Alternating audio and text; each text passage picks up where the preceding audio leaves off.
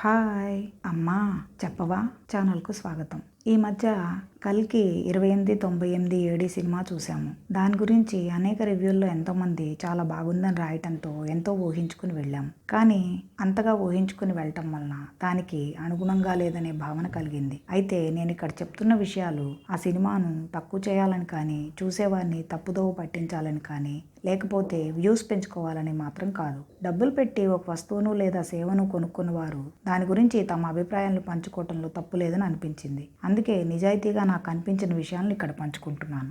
మొదటగా ఈ సినిమాకు వెళ్ళేవారు ఎటువంటి అంచనాలు లేకుండా వెళ్ళండి. ఖచ్చితంగా నచ్చడానికి ఎక్కువ అవకాశం ఉంది. ఇప్పుడు ఎలా ఉందంటే చాలామంది పాజిటివ్గా చెప్పిన ఒక విషయం గురించి ఎవరైనా కొంచెం వేరుగా మాట్లాడితే వారి గురించి నెగిటివ్గా మాట్లాడుతున్నారు. కానీ ఇక్కడ నేను ఈ సినిమాకు వ్యతిరేకంగా మాట్లాడాలనే ఉద్దేశంతో మాత్రం చెప్పటం లేదు. ఈ సినిమా గురించి ఎంతోమంది ఎన్నో పాజిటివ్ రివ్యూలు ఇచ్చారు కదా, కనుక వాటన్నిటి గురించి నేను ప్రత్యేకించి చెప్పాల్సిన అవసరం లేదు. ఒక తెలుగు సినిమా ప్రపంచవ్యాప్తంగా ఎంత పాపులర్ అయిందంటే అది తెలుగువారిగా మనందరికీ గర్వకారణం. అయితే ఆ సినిమాలో ఉన్న కొన్ని అంశాల మీద ఇంకొంచెం శ్రద్ధ తీసుకుని ఉంటే ఇంకా బాగుండేది అని అనిపించింది. ఈ విషయంలో ముఖ్యంగా చెప్పుకోవాల్సింది ఆర్టిస్టుల డబ్బింగ్. వీడియో ఎంత ముఖ్యమో ఆడియో కూడా అంతే ముఖ్యమైంది కదా. చాలా పాత్రల డబ్బింగ్ సరిగా లేదు. అసలు వాళ్ళు ఏం చెప్తున్నారో అర్థం కాలేదు.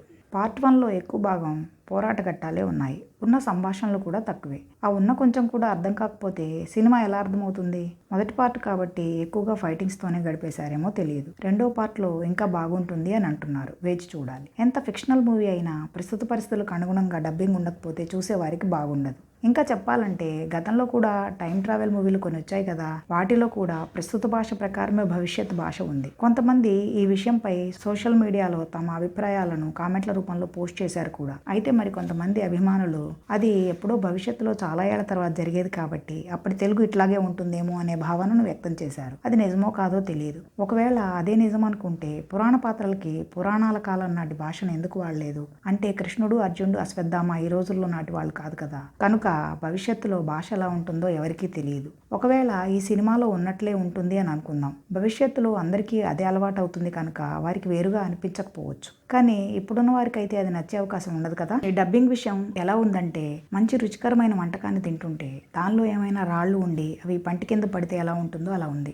ఇప్పటి ట్రెండ్ ప్రకారం డబ్బింగ్ ఉంటే ఎక్కువ మంది జనాలకి బాగా రీచ్ అయ్యి వేరే లెవెల్లో ఉండేది. ప్రపంచవ్యాప్తంగా ఎంతో మంది ప్రేక్షకులకు చేరువయ్యి అందరి అభిమానాన్ని పొందుతున్న ఎంతో గొప్పగా అందరూ చెప్పుకుంటున్న ఇంత మంచి తెలుగు సినిమా డబ్బింగ్ కూడా బాగుంటే మరో స్థాయిలో ఉండేది. ఎంత బాగా సినిమా తీసినప్పటికీ విమర్శకులు అనేవారు ఉంటూనే ఉంటారు. కానీ కొన్ని జాగ్రత్తలు తీసుకోకపోవటం వలన ఎక్కువ మంది నిజంగా ఇష్టపడే వాళ్ళు కూడా ఈ విషయంలో ఇంకొంచెం శ్రద్ధ తీసుకుని ఉంటే ఎంత బాగుండేది అని అనుకుంటాం. అలా చెప్పడం తప్పేమీ కాదని అనుకుంటున్నాను. కాబట్టి పార్ట్ 2లో ఈ డబ్బింగ్ విషయంలో మరింత శ్రద్ధ తీసుకుని ఒకవేళ నటీనటులకి సొంత డబ్బింగ్ కుదరకపోతే అవసరమైతే తెలుగు వారి చేత డబ్బింగ్ చెప్పించుకుంటే బాగుంటుంది. ఇంకా సినిమాలో కొన్ని పాత్రలు ఎందుకున్నాయో అర్థం కాలేదు. పాన్ ఇండియా మూవీ కాబట్టి వాళ్ళ కోసం అన్నా వాళ్ళ అభిమానులు సినిమా చూస్తారేమో అనే ఉద్దేశంతో పెట్టారేమో అని అనిపించింది. పాత్రలు కూడా చాలా ఎక్కువగా ఉండటం వలన ప్రేక్షకులకి తికమక గందరగోళం ఎక్కువగా ఉంటుంది. అంటే చాలా పాత్రలతో ప్రేక్షకులు కనెక్ట్ అయ్యే లోపే త్వరగా మారిపోతూ ఉంటాయి. కనుక ప్రేక్షకులు చాలా పాత్రలతో కనెక్ట్ అవ్వలేరు. మరో విషయం ఏమిటంటే అసలు మొదటగా ప్రభాస్ పాత్రని దుర్యోధనుడిగా అనుకుని తర్వాత కర్ణుడిగా మార్చారేమో అని అనిపించింది. ఎందుకు అలా అనిపించింది అంటే ప్రభాస్ పాత్రలో ఉన్నటువంటి రాజసం,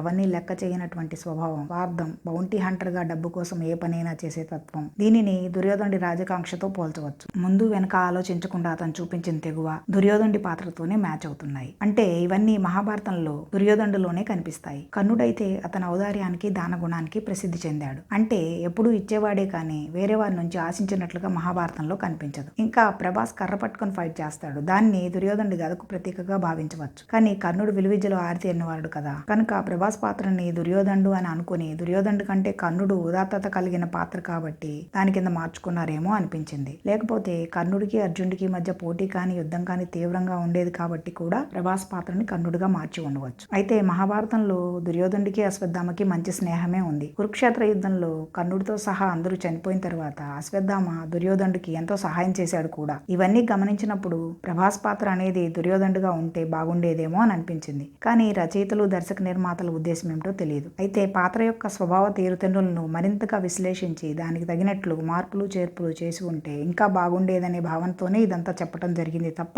ఎవరిని విమర్శించాలనే ఉద్దేశంతో మాత్రం కాదు. ఇది అందరూ అర్థం చేసుకుంటారని ఆశిస్తున్నాను. విన్నారు కదా, ఈ కంటెంట్ మీకు నచ్చినట్లయితే లైక్ చేయండి, షేర్ చేయండి. విజ్ఞానం, వినోదం కోసం, సరదా సంగతుల కోసం, స్ఫూర్తినిచ్చే కథనాల కోసం ఈ ఛానల్కు సబ్స్క్రైబ్ చేసుకోండి. నోటిఫికేషన్ల కోసం బెల్ ఐకాన్ క్లిక్ చేయండి. మరో మంచి కథనంతో మళ్ళీ మీ ముందుకు వస్తాను. అంతవరకు సెలవు.